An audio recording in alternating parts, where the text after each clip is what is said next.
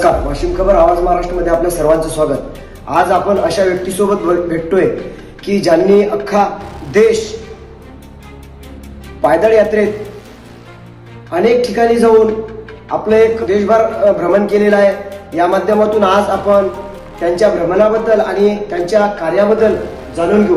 Sir नमस्कार, आपलं शुभ नाव? माझं नाव आहे विद्याधर विठ्ठल बुसकुटे। सर आपण प्रॉपर कुठले? मी डोंबिवली, अच्छा, खास शिक्षणाचं माहेरघर हा, हा. अशा ठिकाणी माझा जन्म झालेला आहे। अच्छा, हा, आणि आपण ही पदयात्रा काढली ती किती दिवसासाठी आणि किती किलोमीटर चालणार होता? हे बघा, अडीच महिने तर झालेले हो. आहेत, अडीच महिने होऊ शकतात अजून, म्हणजे किमान 5 महिने होतात। ओके नाही, आतापर्यंत शाळा किती केल्यात आपण? 35 शाळा झाल्या। 35 शाळा झाल्या। 35, हो. म्हणजे अडीच महिन्यात 35 शाळा तुम्ही हो, केल्या। आज पुढे येऊ दे ओके. आणि तुम्ही जे शेतकऱ्यासाठी जे विषय घेऊन चालला, याला प्रशासनाचं वगैरे काही पाठबळ आहे का तुम्हाला? नाही नाही, हे सगळा खर्च आहे ना, तो मी बँकेमध्ये 40 वर्ष नोकरी केली ना, अच्छा. त्याचा प्रॉव्हिडंट फंड, ग्रॅच्युटी हे या कामाला लावलं। आलं का लक्षात? मी कोणाकोणाची स्पॉन्सरशिप घेत नाही। आज असं समजलं की तुमच्या अर्धांगिनी हा. आमच्या शहरात येणार आहे। हो. खरी गोष्ट आहे का? यस, मी जाम खुश आहे आज। अरे ओके वा, नाही, हे तुमच्यासोबत जे 4 लोक आहेत, हा. यांचे पूर्ण नाव काय आहे? याचं अरुण, हा. दुसरा आहे इरफान, हा. आणि तिसऱ्याचं नाव दर्शन। आपण आज वाशिम जिल्ह्यातून मंगरुळपीर तालुक्यात आलात आणि आपली ही जी पदयात्रा आहे, या पदयात्रेचं नेमकं कारण काय आणि आपण कुठली संकल्पना घेऊन ही पदयात्रा चालू केली? ऐका, मेन म्हणजे मी संपूर्ण भारत चाललेलो आहे। हा. कसं ते श्रीनगर ते कन्याकुमारी, अच्छा. 4000 किलोमीटर हा. 4 महिन्यामध्ये पूर्ण केलं। अरे वा. दुसरी पदयात्रा तिबितू, हा. अरुणाचल, इथून चीनची सीमा दिसते, अच्छा. इथून ते पोरबंदर, म्हणजे 4ही दिशा मालूम चालू झाल्या। ते पण 4000 किलोमीटर 4 महिन्यातून पूर्ण केलं। तिसरी पदयात्रा साबरमती आश्रम, अहमदाबाद ते खाली कन्याकुमारी ते शांतिनिकेतन, कलकत्ता ते 4752 किलोमीटर मी चालून पूर्ण केलेलं आहे। अरे वा. आणि एकूण 12752 किलोमीटर मी चाललेलो आहे। आणि ते रेकॉर्ड करण्यासाठी नाही, माझे लिम्का रेकॉर्ड झालेले आहेत, अच्छा. एशिया बुक ऑफ रेकॉर्ड आणि इंडिया बुक ऑफ रेकॉर्ड झालेले आहेत। म्हणजे सांगितलं तर मी खरं ते सांगतो की आतापर्यंत एवढं चाललेला तरुणही आजपर्यंत गेलेला नाही, नाही, बरोबर. माहितीसाठी। नाही, नाही, खरी हा, त्यात काय माझा मोठेपणा नाहीये। नाही पण मेन म्हणजे आमच्या दर्शकांना माहित व्हायला पाहिजे ना की आमच्या जिल्ह्यात तुम्ही आलात, हा. आणि आमचं सौभाग्य आहे की तुमच्या सोबत तुम्ही आम्हाला सांगताय, म्हणजे कुठल्या तरी युवा पिढीला याचं मार्गदर्शन व्हायलाच पाहिजे। त्यांना हे मिळालं पाहिजे म्हणून, बाकी काही नाही। आणि मेन म्हणजे मी आता बाहेर का पडलो माहितीये का? माझं वय आता 73। अच्छा.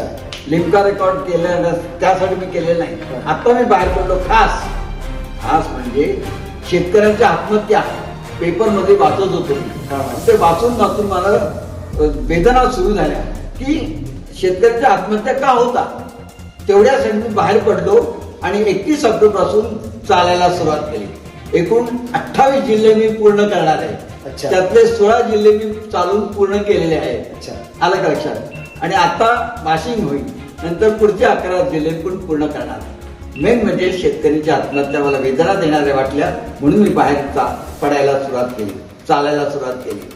आणि आता या आतापर्यंत 500-600 शाळा मी केलेल्या आहेत। मेन म्हणजे शांतता, मानवता, शिक्षण, पर्यावरण आणि कन्या भ्रूण हत्या आणि बालमजुरी यासाठी प्रचार आणि प्रसार करण्यासाठी मी मुलांना सांगतो की देश पारद्यात होता त्यावेळी बरेच जणांनी हे केल्या, हुतात्मा झाले, हो की नाही? त्या देशभक्त, हो की नाही?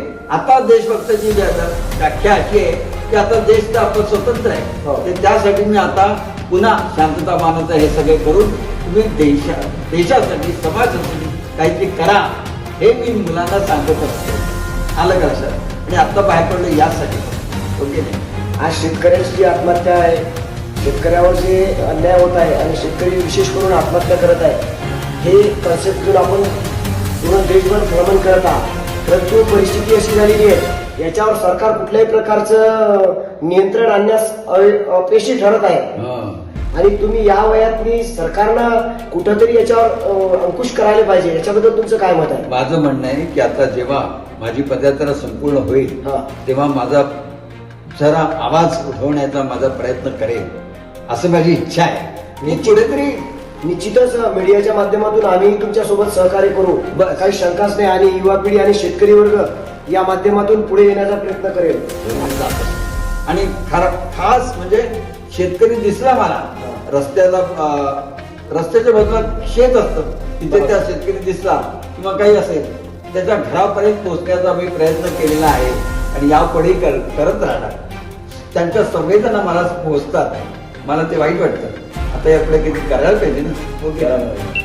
माझा अखेरचा श्वास असेपर्यंत मी काम करणार बस. निश्चितच शेतकऱ्याच्या प्रती आपली जी संवेदना आहे ती प्रशासनापर्यंत आम्ही मांडण्याचा प्रयत्न करू. आणि आमच्या जिल्ह्यात आलात त्याबद्दल आपले अभिनंदन करतो. आणि विशेष म्हणजे आज प्रत्येकच व्यक्ती कुठं ना कुठं तरी काही ना काहीतरी करण्याचा प्रयास करतो, परंतु तुम्ही जे शेतकऱ्याप्रती सद्भावना व्यक्त करून ही पदयात्रा काढली, याला वाशिम खबर आवाज महाराष्ट्राच्या वतीने आम्ही तुम्हाला शुभेच्छा देतो. नाही तर पदयात्रा चालू केलेली आहे ही युवा पिढीसाठी खरोखर प्रेरणादायी आहे. जशी स्वामी विवेकानंद झाले, एक्झॅक्टली ज्येष्ठ समाजसेवक अण्णा हजारे झाले, आणि याच्यानंतर तुमचा जो हा सिंहाचा वाटा शेतकऱ्यासाठी प्रति दिसून राहिला हे खरोखरच वाखण्याजोगतं आहे.